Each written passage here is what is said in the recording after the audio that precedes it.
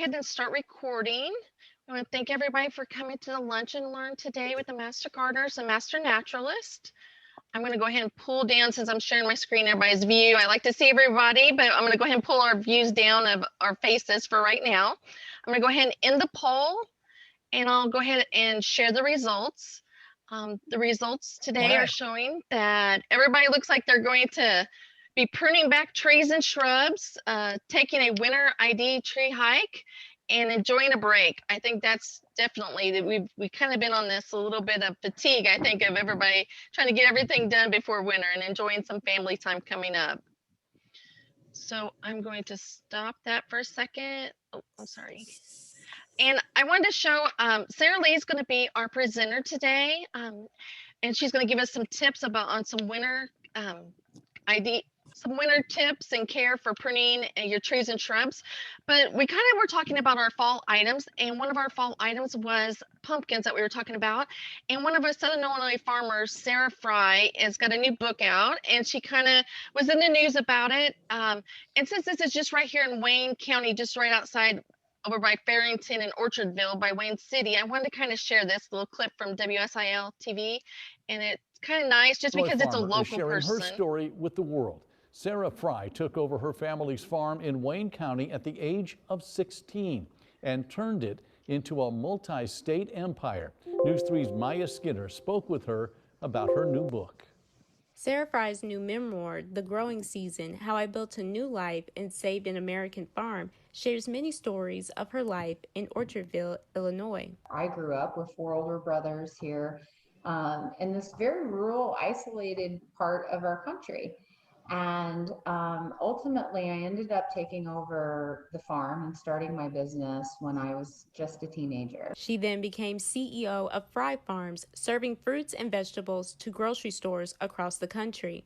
But she's best known for her expertise in pumpkins. We found out that consumers really gravitated toward the specialty varieties and more of the culinary varieties of pumpkins that we grow. And that was especially exciting to me because those are actually my favorite pumpkins, even though we sell millions of the orange jack-o'-lantern type pumpkins. She says COVID-19 created some challenges for her business, but taught her the value of local farmers. Consumers really wanted to know, where does my food come from? They started asking questions when your favorite products weren't on the shelves, the grocery retail shelves. Then you start to like, hey, well, who grows my food? How is it grown? And, why isn't it here? So I think there's a level of interest in agriculture. And she hopes her journey will inspire others to take a chance on themselves. The seasons that we go through in life that can be the most challenging are also the seasons that can teach us the most. Maya Skinner, News 3.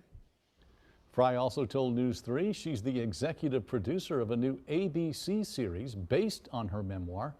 Right now, there is no air date for The Growing Season. So let's see. Everybody. Okay, so I just wanted to kind of share that a little bit. I thought that was very interesting since she's pretty close. One of my good friends that I grew up with actually lived over there close to Farrington, and she's worked on the farm, the Fry Farm, picking some of the watermelons and different fruit that they have throughout the season. So it's just kind of nice. It's a local here in Southern Illinois producer. So I just wanted to kind of share that today with us. And then we're going to introduce Sarah Lee and let her go ahead. Sarah, if you'll share your screen and start for us today. Thank you. Okay, I'm going to try. Let's see. Okay.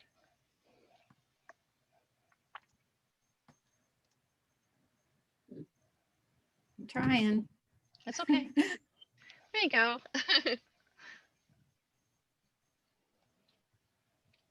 Okay, let's see.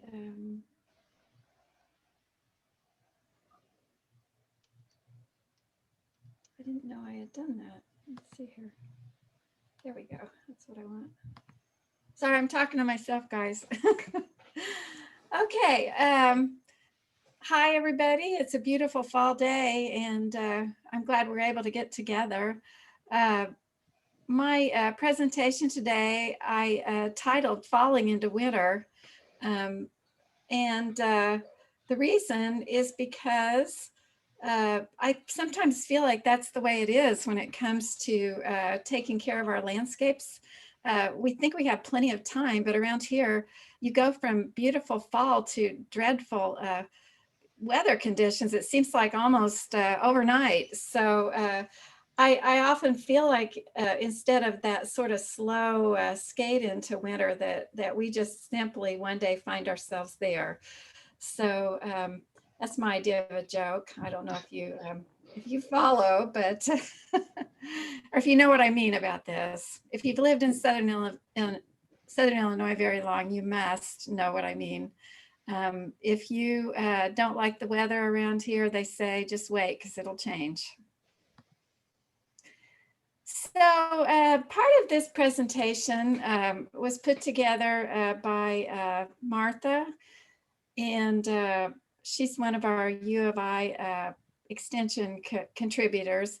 And then part of it is my own. So we only have a certain amount of time, and this is actually a very large presentation that Martha had, which covered both winter and spring landscape activities. But her intention with this series is to actually encourage us to not do all of our landscape business in the summer under great pressure, but to actually spread it out throughout the year and make it easier on ourselves and generally make a better looking and easier to maintain landscape. So in her series, just to kind of introduce it, she is going to give us some general tips. She's going to talk about flowers, turf, which of course is the green grass that we like to have growing in our yards and on golf courses and so forth, and then the trees and shrubs. So I'm going to focus on the elements of this that do relate to the landscape. I'm not going to really talk about vegetables, although that is a whole nother topic. I'm sure you master gardeners think a lot about vegetables. There's winter ones, there's summer ones, and there's certain things that you can be doing. You'll never totally eliminate landscape maintenance, but if you are careful with your selections of plants in the landscape, and if you're methodical about your treatment of those, you will find that you will have much better success overall. So why would we want to seasonally maintain our landscape? Well, there's a lot of reasons. Obviously, we want all of our plants to be healthy. Sometimes easier said than done. We don't usually feel too enthusiastic about going out and taking care of the landscape when the weather's terrible. We prefer to do it when the weather's nice. So we just need to understand the plant and basically what it is that they need and what is our part in maintaining that degree of health and happiness in our plants. The first thing to understand is that as far as plant size goes, when you go to the garden center, those plants will have a tag on them. And I always say, read the tag and believe it. Well, almost no one really believes that tag. And the awful truth of the matter is the plants don't read the tags either. So what we find oftentimes is that if we're very successful in our landscape, those doggone plants get bigger than the tag said they would. And so you have to really think about what you're doing. Believe the tag, yes, but if you're in doubt, do some more research and see generally, what's going on with that plant. For instance, the dwarf burning bush, which some people like to use in their landscapes, is listed as a dwarf, but it's by degrees because the species of the burning bush will get bigger than your house, and a dwarf actually will get as big as your house. So just be careful, and be thoughtful about your plant tags. We want optimum beauty in our landscapes. That's our goal. It's in the eye of the beholder, of course. And absolutely, a professionally designed and installed landscape that is not maintained becomes a terrible eyesore. I know because I have been on the landscaping end of some of these experiments where people did not take care of the landscape. And occasionally I go back and do them over again. So just beware that even a professional landscape doesn't mean you're off the hook as far as having to take care of it. But if you do follow your seasonal schedule, you won't get that overwhelming task of do it all in July. And this is where most people get kind of lost in the process. So the 6 P's of landscaping, I made these up, but here they are: plan, plant, protect, provide, prune, and primp. So we're going to look at these each one by one. We're going to spend most of our time today, truthfully, in pruning. I do think that that this is a good time of year to be pruning. And so we could do a full course in pruning, but today we're just going to kind of touch on some of the basics. So plan. Fall is for planting, but first you need a plan. So let me explain what I mean by fall is for planting. When a plant, a tree, a deciduous type plant, like a tree or a shrub, or even our perennials have gone into what we call dormancy, then they are safe basically to plant or do other things too. And that's because for the most part in our area, they have every bit of growth encapsulated into these tiny little things called buds. And whatever you do to it, they're asleep. They don't really know. So if you take some roots off, if you take some stems off or some branches, when they wake up in the spring, they will make allowances for whatever you've done and simply put out a smaller leaf. So fall really is a good time for planting. Spring isn't a bad time either, but it's got to be early in the spring. But on to the plan. The first part of plant is plan. So that should be easy for you to remember. You need to ask yourself some questions before you plant. The first important one is realistically, how much time are you willing to commit to taking care of this landscape?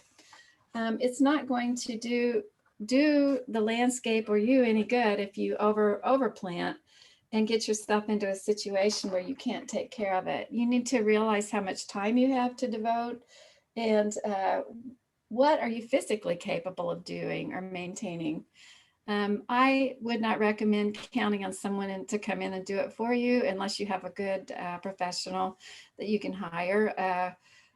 Sometimes if you have kids or other able-bodied people, they're willing to come in and help you, but I really think you need to be careful when you're planting not to overdo it, because sometimes you can't depend on these types of folks when you need them, as well-meaning as they are.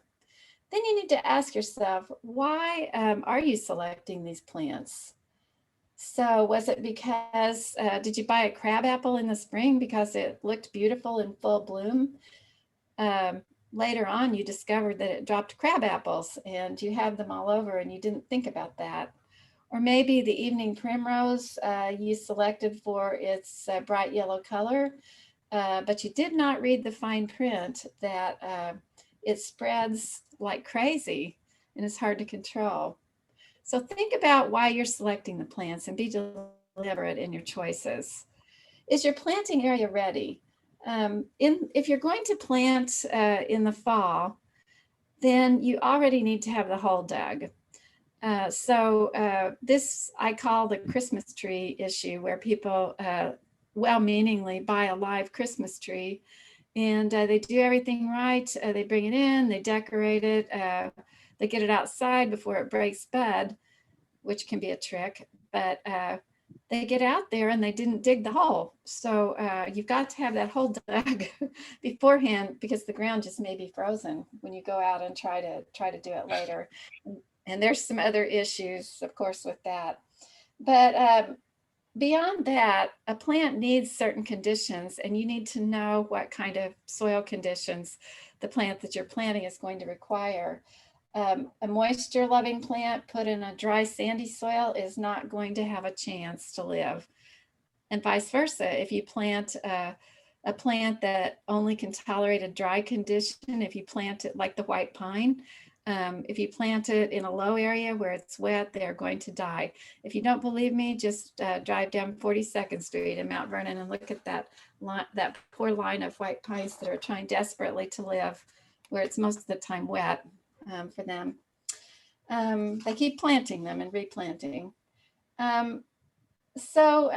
Also, there's some issues with soil, and you need to write this down and remember that it's a physiological fact of plants that the roots will not cross an interface. So if you dig a hole in hard clay and then fill that hole with some kind of nice potting medium, that plant will stay in that clay hole like it's in a pot forever, because that's just plants. The roots will not cross that interface.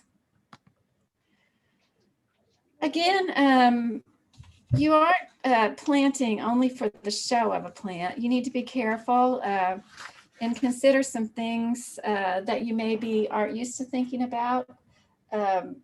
For instance, the growth rate, overall size of a plant.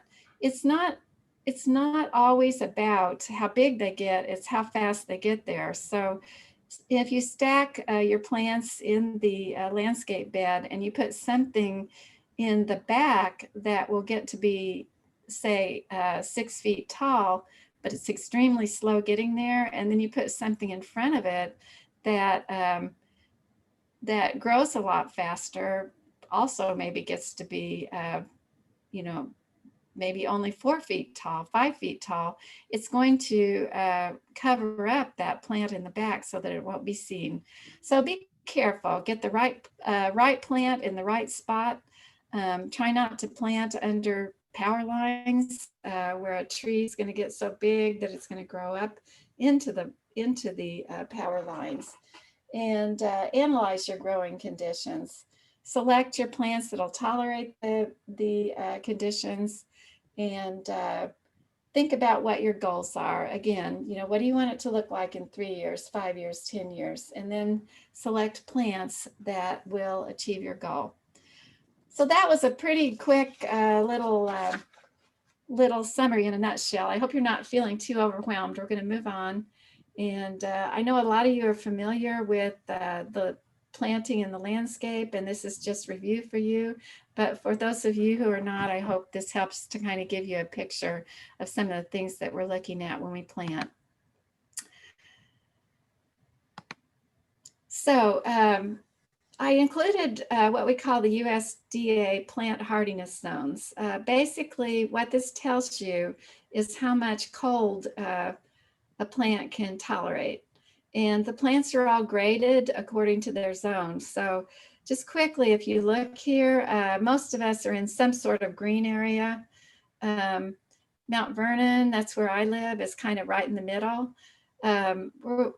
We will, I think it's in the next slide, somewhere in this presentation, just be aware that Mount Vernon is a high elevation town. And so you're going to see a little nose on these maps that kind of show you where Mount Vernon is located. And that's the reason for it, is the land that's right around it is just a little bit higher. Guess that's maybe why they called it Mount Vernon. But the higher numbers mean you're in a colder zone. So your blues are going to be up around Chicago. You're in zone 5. We're getting into the green. We've got zone 6A, which is Mount Vernon is just on the edge of that. And you all can see your counties, kind of figure where you are. As we get into the light green, then we're getting into Southern Illinois. So 6A, 6B is kind of where most of us are going to be located.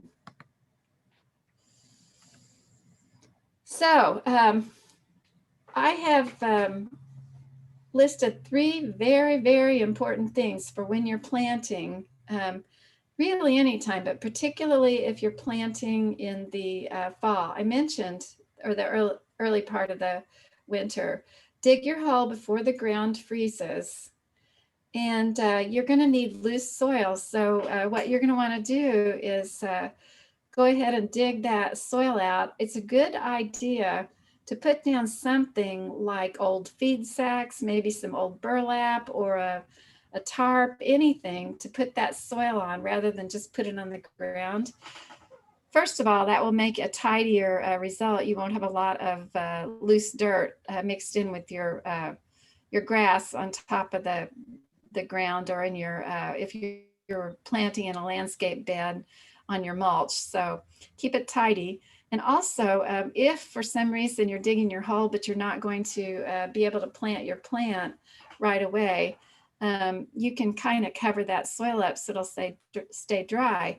But do be aware that once you dug that hole, if it's really cold weather out, guess what? That cold is going to go naturally down into that hole also. So you're going to create a situation there where you may have something that's colder than it ought to be when you do plant that tree. So it's a better idea to kind of do it all at once. But like I said, if you must, put something down to set your soil on, keep it dry, and then try to kind of insulate that hole as best you can so that it won't freeze.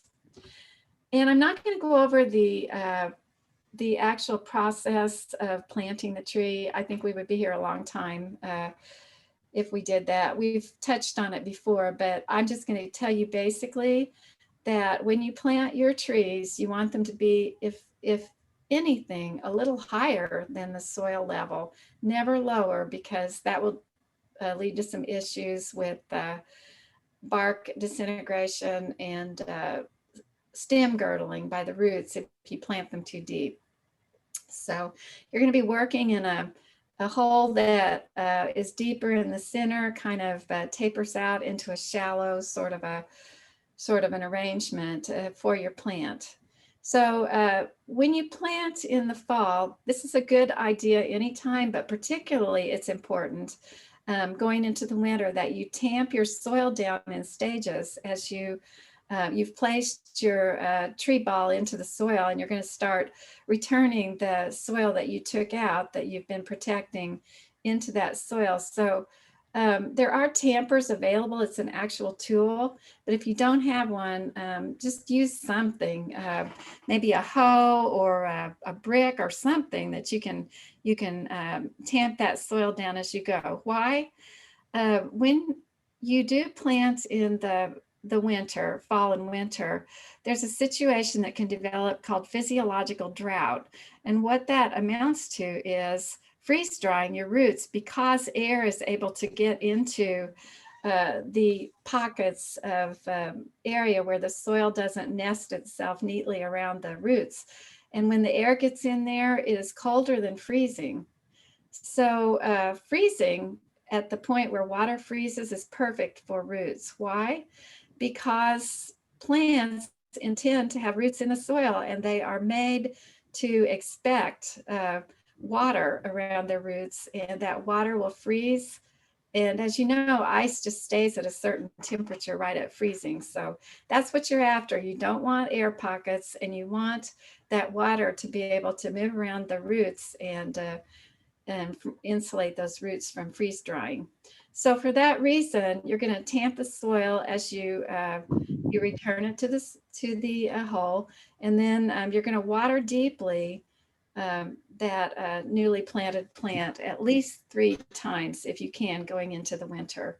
And that way you're going to be sure that that soil has settled around the roots, and we don't have that problem with freeze drying. Protect. Your plants might need some protection through the winter, particularly if you plant trees. This is a little sapling. It's a little red maple, it looks like, and you can get a number of different types of tree wraps. This one is a spiral wrap, and basically it kind of curls around that tree, and then it gives it some protection. For those of you that don't know what we're having trouble with, it's deer. And they commence late summer, early fall to this habit of they want to rub their new antlers on these saplings, and it will tear the bark up and can actually kill a tree. So we're trying to protect that newly planted tree from critters. I made a note, you apply these in the fall, you remove them in the spring. The deer don't have the antlers anymore in the spring, so that's not a problem anymore. So if you leave those on, they tend to trap insects. They can the moisture underneath that plastic or other material can actually cause trouble with bark disintegration. And if you leave them on too long, then you'll have a spiral pattern on that trunk as they gain calipers. So put them on in the late summer, early fall, and then take them in the spring once the threat of damage is different. Rabbits never stop. So people do a number of things. They put cages around their different plants. There are repellents such as liquid fence, which is a good one that you can use as long as it has some sort of residual effect. And then finally, stay off the turf. Now, this is because actually driving on the turf in the fall and winter, walking on it, depending on how nice a lawn you have, you know that can actually cause some problems with impaction and just generally roughing up the turf. So avoid walking on the turf throughout the fall and winter. You're going to fertilize once your plants are dormant. This is in the late summer, early fall, and through the winter, but you only want to fertilize once in a 12-hour period. I recommend a slow release fertilizer. If you don't know what that is, it means that the fertilizer is encapsulated somehow so that physically, as water comes into contact with it, it lets just a little bit out at a time. So our landscape plants are not like beans or corn. They cannot endure the harshness of standard fertilizers. So it's much better that you get a good slow release fertilizer, and it's just a more gentle delivery of those nutrients over a longer period of time. Do not fertilize in the summertime going into the fall. You'll promote fleshy growth, which will not be able to harden off before the freeze comes. And so you may get some freeze damage if you do that. So wait until the plants are dormant. In other words, they've dropped their leaves and they've gone into their sleeping period. So the fertilizer will be there for them when they wake up and start to use it in the early spring, earlier sometimes than you would think. Again, water well going into the winter, all of your plants, not just the new transplants. You need to do this until the fall rains come, if they come. If they don't come, keep watering as you go into the winter. And another way to provide for your plants is to mulch them. So mulches are available in organic and inorganic forms, but basically it's a material that we put in to kind of help with keeping moisture around the roots of our transplants and also to help keep down weeds. Now, we're going to get into a little bit of pruning. When do you prune? People are always asking this question. Well, with most plants, and with a few exceptions, such as maples, which are bleeders, birches are bleeders, grapes are bleeders, most of the plants, it's just a good idea to prune them when your tools are sharp. That's the main thing. Some of them that are sensitive, we avoid pruning in the summertime in the growing season because of the threat of certain insects and diseases that might get into those wounds. But in the fall and winter, that threat is gone. So generally you're safe. When you make your pruning cuts, the plant actually heals it over the winter time going into the spring. But key is the fact that you can actually see the structure and see what you're doing. When those things have leaves all over them, it's awfully hard to see where you need to make your cuts. So I've included a couple of examples. On the left, we've got bridal wreath spirea. You can see it's very tall. It's very rangy. It's probably a good 10 feet tall now. It needs to be pruned. And then on the right is an Ann magnolia, which is again, a dwarf magnolia, but that thing's pretty big, isn't it? So some issues are happening with these plants, and we're going to look at what we might do with these two as we proceed through our course today. And then a couple of other issues. Here on the left, we've got, in the front, there's a azalea. See what a pretty red fall color azaleas have. People just don't think much about fall color with azaleas, but this one is very pretty, isn't it? And then in back is a bluebird hydrangea.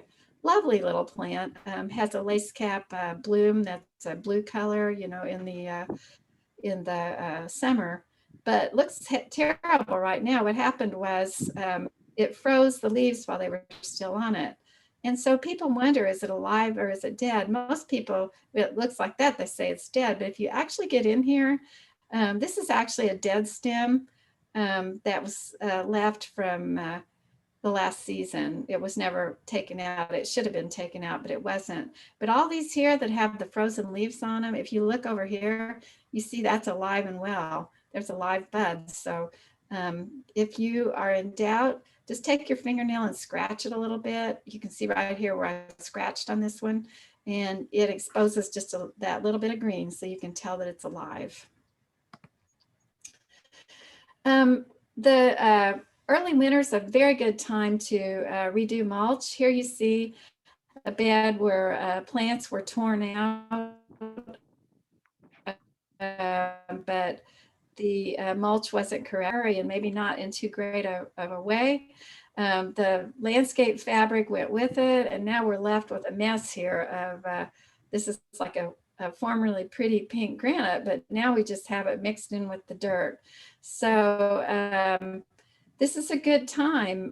There's a tool, if you've seen that 3-pronged claw, kind of looks like a hoe, and you wondered what in the world would you ever do with a tool like that? Well, it's really good for a lot of things when you're taking care of a landscape bed. So one thing it'll do is actually scrape this rock out of there so you can put down fresh weed barrier and start again with this bed.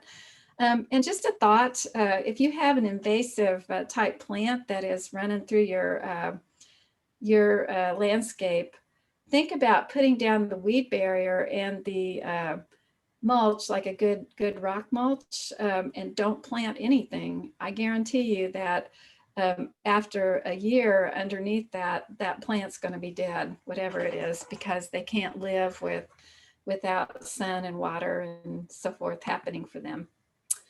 So you need to prune when it's appropriate. In this picture, we've got an oak leaf hydrangea in the back. We've got a azalea in the middle, and then we've got a perennial. These are Lenten roses in the front. So when to prune? Well, it has to do with the blooms in these cases. So if it's going to bloom in midsummer, as is the case with this hydrangea, the buds generally aren't set until it leaves out in the spring. So you can prune that one in the winter and not worry about sacrificing your flower buds. However, the azalea has already set its flower buds because it blooms first thing in the spring. So keep that in the back of your mind. If it blooms first thing in the spring, it's logical that it already set the buds. If it blooms in the summer or later, then more than likely not. As far as this bridal wreath spirea we looked at around the front of this house, it blooms early in the spring and the flower buds are already set. So you have two choices. You could either wait until after it's flowered in the spring to prune it, or what I would recommend would be during the early part of the winter, or any time through the winter, really, get down here at the base of this plant, find the largest stems and cut those out. And I don't know if you can see it, but actually the shorter ones are actually down right about in here on this particular plant. So if you take out the big stems, it's going to remove all of this up here as they go. Or you could just cut the whole thing off and have no flowers, and it'll solve its problem on its own. But you do have some options with these plants. If we did cut it off at the base, it would sprout up and come back, you know, so, just think about when it's appropriate, think about flowering time if it's a flowering plant, and proceed accordingly. The Ann Magnolia that we looked at does bloom in the early spring, and its flower buds are set. But if you look here, the trouble is, look at how this branch is bending down actually into this poor old, this is a evergreen creeping yew. And over here, it's reaching out into this boxwood. So these branches, these lower branches really need to come off. And so at this point, I would not worry about losing some flowers. I would just get in there. I can see what's going on. I would take this off. I would take this off, these lower branches, and be left with something that's limbed up a little bit higher, and then it won't be encroaching on the other shrubs. Always observing the rules of pruning.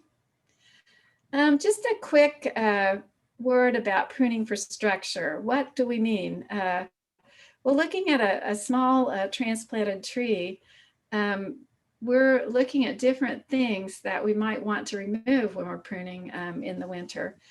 And so if we'll just go through these quickly. Number one is a water sprout. That means that it's come up basically out of the trunk, not where it should be coming. We have codominant leaders right here, where instead of a single leader, it's branched off and made a structural issue that, because this is a small tree, assuming it's going to cause trouble when that tree gets bigger and it wants to split, causing some structural problems. Number three, showing us where branches are crossed. I know you've probably seen big trees where this has been let go, and it is unsightly and also not good for the tree. You can correct where you have poor branch angles, and you may or may not be able to solve suckers. It just depends. Sometimes suckers are a sign of a poor graft union, and if that's the case, you just keep cutting them off and cutting them off, but there's really not much you can do about that, but they do need to be taken off periodically. So the best time to prune trees, again, is when they're dormant and when you can see the branch structure. But if it's a big tree such as this, don't try to do that yourself. There are professionals that you can hire to come in and solve those for you. And finally, on this subject, prune something every year. You don't have to do it all, but if you make a habit of pruning and keeping after your plants, some of them every year, it doesn't have to be all of them, then eventually you'll cycle back around to the ones that you did before that may need some more attention. And if you're interested in pruning tools, I'm showing some of these here. We use, of course, the hand pruners all the time.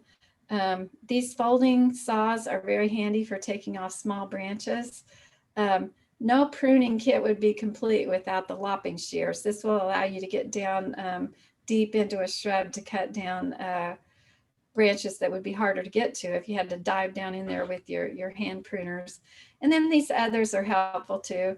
Hedge shears, hand hedge shears will stop you from cutting larger stems, and like the electric ones will allow, so it'll stop you from making some mistakes. So there's nothing better than a good hand hedge shear. And never ever top a tree. This is terrible. We know why people do it, but it is bad for the tree. These cuts are having trouble healing, there's a better way to solve problems if you need to take your tree down to a smaller size than topping. But of course, back to the original statement was choose the right plant for the right spot, and maybe you won't have to resort to this sort of thing. Now, the late fall and the early winter is the ideal time to clean up your landscape. I know a lot of us are dealing with it right now. For as far as leaves go, you can rake and compost them, or you can mow them with a mulching mower. Someone mentioned that earlier. A combination of a leaf blower, get them all out there, and then mow them with a mulching mower. And you go over them a couple of times, and they go back down into the grass. They're not bad. That way you maintain your nutrients that the tree or the shrub took out of your ground. Basically, you're leaving that to go back into the ground. They will rot over the winter. You want to remove unwanted plants and objects, and that means trash and so forth, obviously, but you'll find when the leaves go away that there are all sorts of volunteers that tend to come up in your landscape, trees, blackberries, sycamores, sassafras, everything in the world that you don't even know what they're doing there. I have problems with Virginia creeper. So you can't see them when everything's in leaf, but now you can see them. So make an effort to get those out of there, and then you can renew your mulch. Make everything pretty for the spring. I get questions a lot on when you should do your grasses. In my experience, it really doesn't matter, whatever's handy for you. So I see my internet connection's unstable. I hope I don't lose it. But this shows you the process on cutting them back. Yes, a chainsaw, if you're going to cut them, is perfect. That 3-clawed hoe is great for pulling this extra deadness out of them, if you want to go that route. If it's not close to your house, and if you're not going to upset your neighbors, you can burn them, but do be careful because fire can be dangerous. But all of these methods work, and as near as I can tell, the grasses don't care if you do it in the fall or the spring. Perennials, again, some people like to leave all of this duff, we call it, on the perennials to help protect them through the winter. It really just depends on your preference.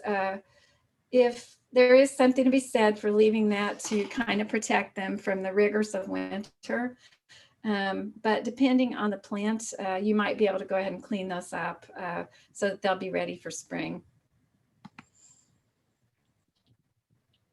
And I left this just so you could take a look. Martha had this on her presentation, and I don't know if you all have thought about ways that you can divide these perennials. So basically, this shows you, you dig them up, you cut them in half, you cut them in quarters, you plant them again. So this you would have done probably late summer.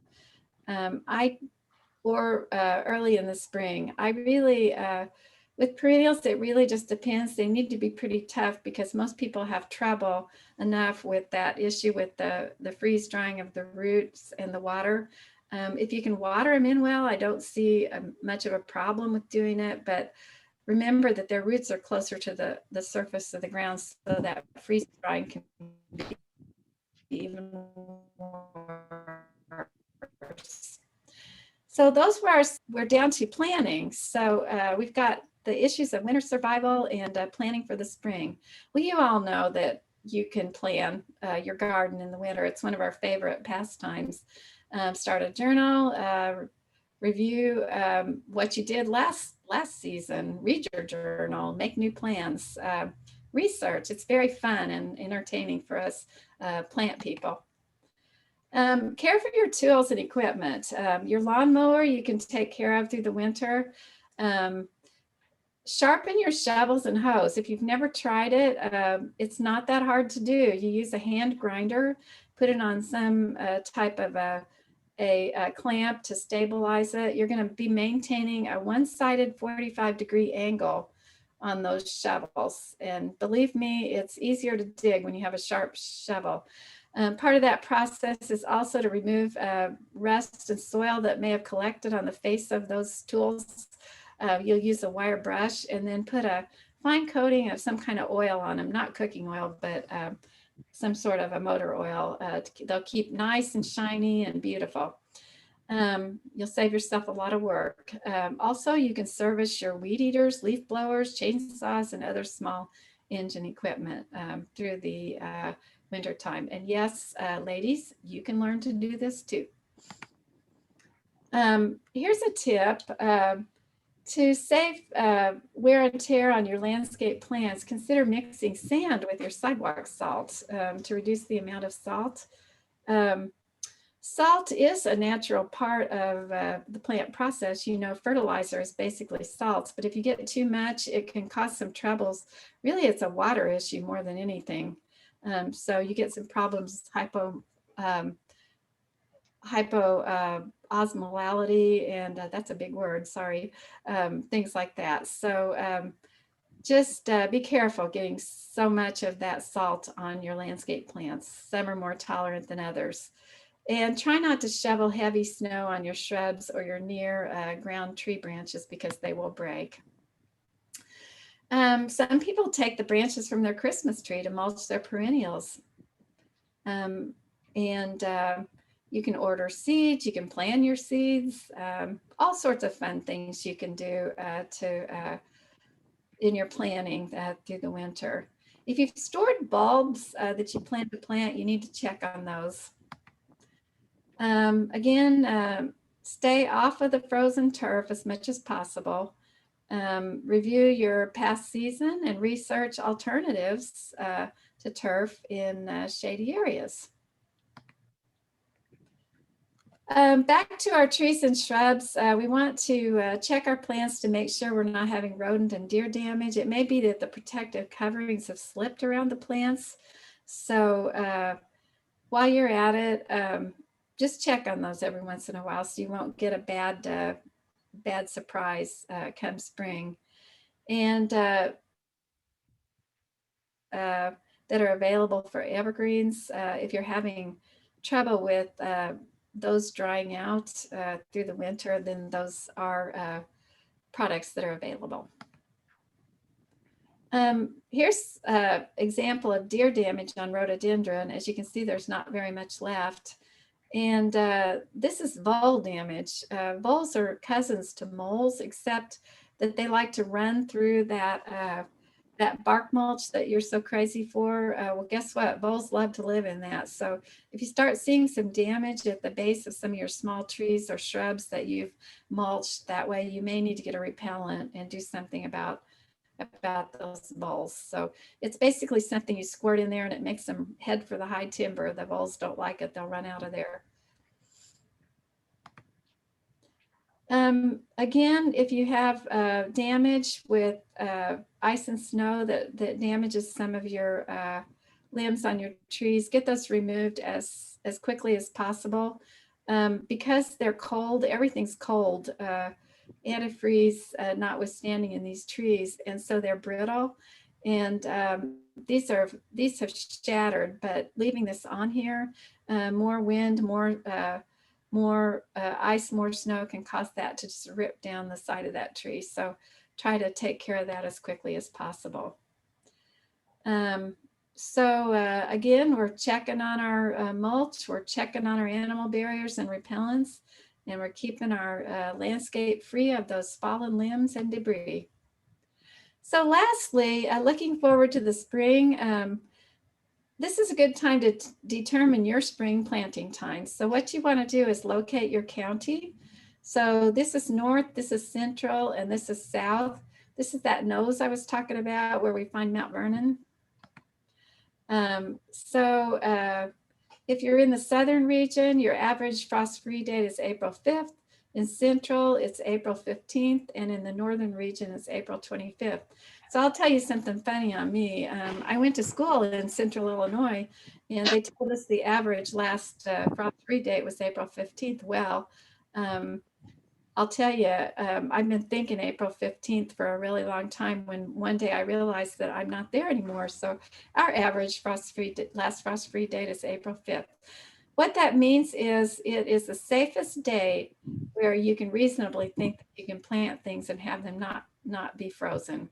But it doesn't mean, again, the plants did not read this presentation, so it's they are on their own schedules, and weather certainly could affect this. So, but it's something to kind of plan for.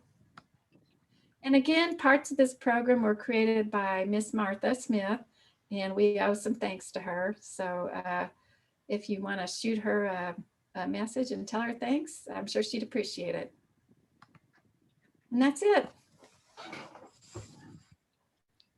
So do we have any questions?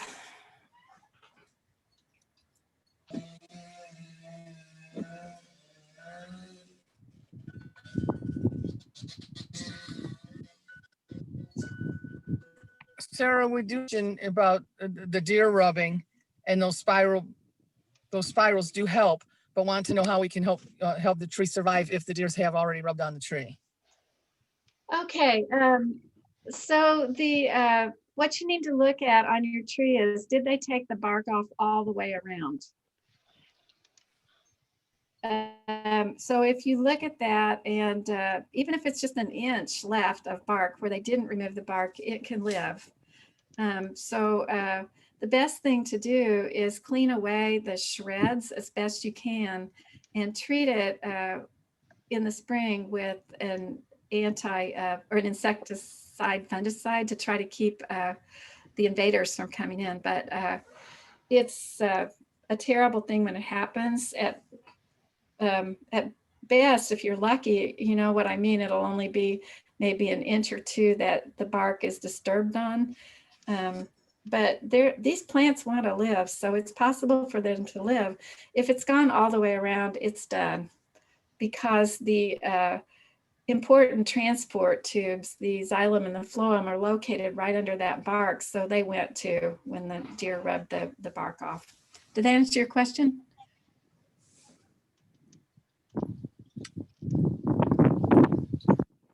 That was from one of our folks, Diane and Bill. I believe that did cover that, though. That's real important how far around it went. So Really, if and with they use, any Gail, you're cutting out. paint on that or anything? Gail, you're cutting out. Can you repeat that?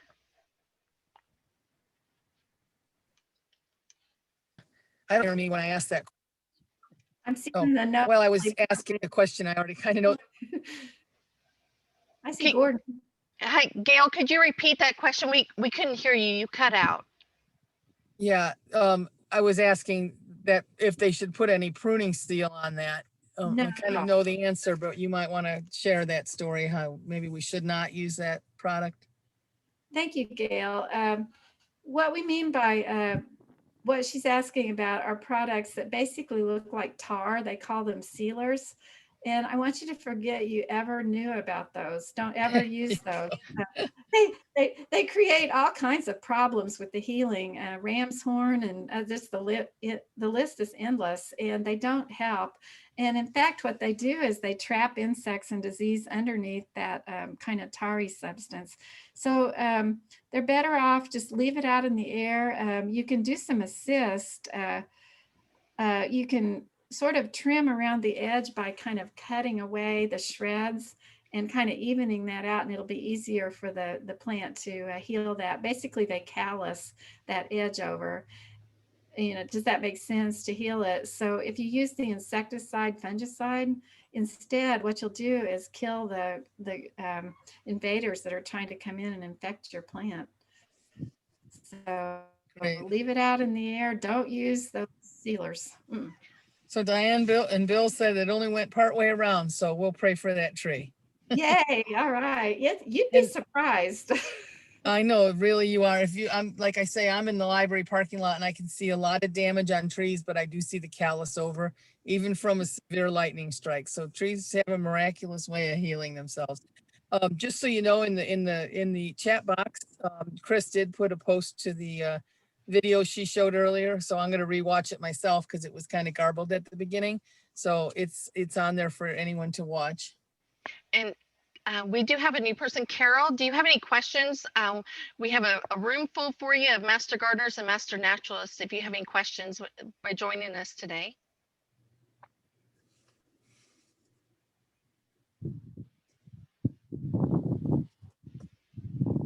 Carol? I didn't know she unmuted. I didn't know if she had a Okay. question or not.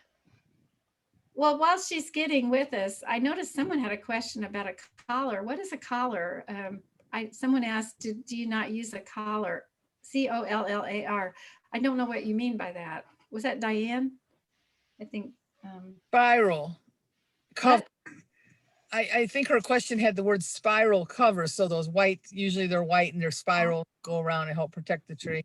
There's other things. I mean, if you're interested, I would get in maybe the forestry suppliers catalog and take a look. There's some amazingly smart wraps that they have now for trees. During the I was winter, gonna say, this is Diane and Bill. The question was, the damage has already been done. So we put a fence around the tree. The bark isn't all the way gone. So there's a chance for, and it's actually 2 of our new trees, but that spiral cover or collar that you were talking about, is it okay to put it on now after the damage is done?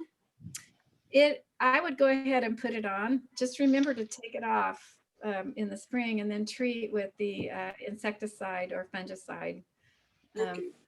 Okay, great. That's real helpful. You could treat before you put that collar on.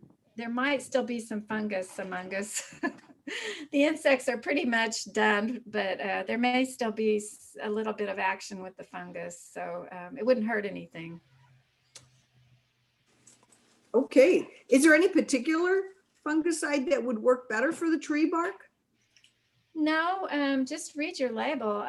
You know, they formulate these things for roses. They've got them formulated for trees. But if you look at the labels, most often it's the same thing. You know, they're just marketing it to try to entice you. So I'd be interested in a probably for this purpose, a contact type of product versus systemic.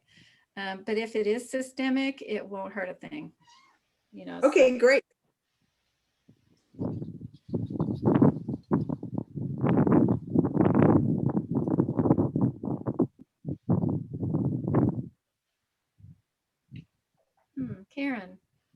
Karen has a big oak tree that has knots at the split. Let me see. What did she? I lost it. it says I actually have a big oak tree that has knots at the split and they appear to be rotting inward. Is there something that I can do to stop this? No. No, there's nothing you can do. That's probably a gall, and it's already happened. So what you can do is, depending on the situation, assess.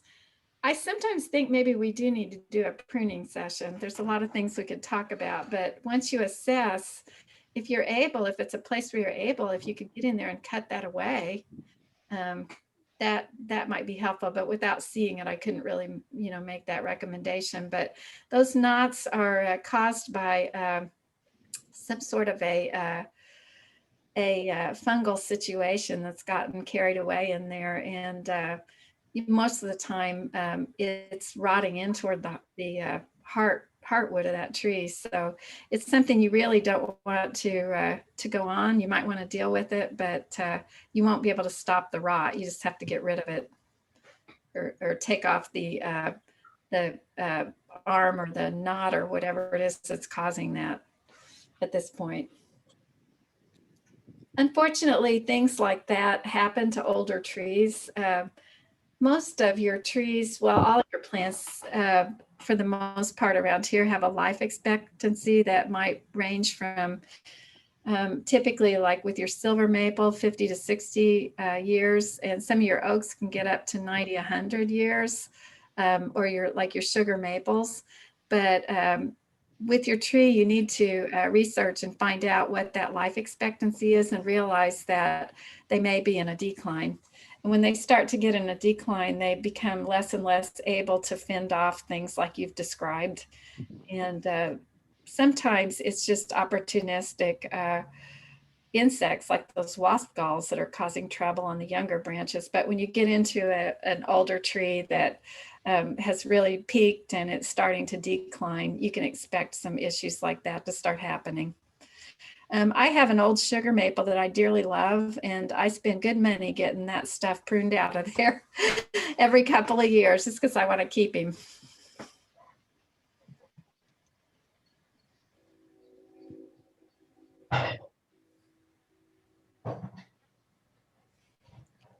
Let's see, I'm having trouble finding, oh, there they are. Let's I've see. been watching the questions for you, Sarah. Okay, is there anything new? No, So Sarah, you recommended that everyone use like a slow release fertilizer in the fall. Yes. Is that the best time, or should you do like your shrubs or perennials in the spring, or just only fall applications? Well, that's a good question, Chris. What you don't want to do is fertilize them late in the, late in the summer. But there's the point where what I look at is I look around and I see that greens are not as green as they were. Does that make sense? I look around at the woods, I look at everything, and I can see that greens are not brilliant green anymore. They're sort of starting to move toward that gray green. Do you know what that means? It means that the chlorophyll's dying, so they're going dormant, basically. Now, I know that's a subjective thing to kind of look at, but I see the signs and I know that there's not any active growth going to be going on anymore in those plants. Or if the leaves drop, obviously, you're safe. So again, falling into winter, it happens, boom, and your time has passed. But if you get a nice day and it's winter and you feel like you can get your slow release fertilizer in a spoon and just go around your shrubberies and a cup with your trees and just go ahead and put that down. And you can do that all the way through the winter until the early part of the spring. And, that way that the moisture starts to work on that slow release fertilizer and starts slow releasing, and that those nutrients will be around those nicely protected roots in that soil solution. It'll move in there and feed those roots. So anytime after the plants are dormant through to the early spring, it's good to put down that slow release fertilizer. And if you're planning on using one of those pre-emergent herbicides, Mike Miller on the Garden Hotline said one time, and I think this is so good to remember, that the time to put that stuff down is Valentine's Day. So get it in your mind, you're going to get a card for your sweetie and put down your pre-emergent herbicide on Valentine's Day. He said that if you don't do it, then it won't work. You're just throwing your money away. So Really? that's the hot tip. There you go. The other was always to plant lettuce around then too, to kind of get started. So throw that out also. So All right. does anybody else have any so, questions? I didn't know if there's anybody else. Beth, did you have anything that you wanted to ask today? No, not really. Okay. Is there anything I missed, or did I confuse anybody on anything?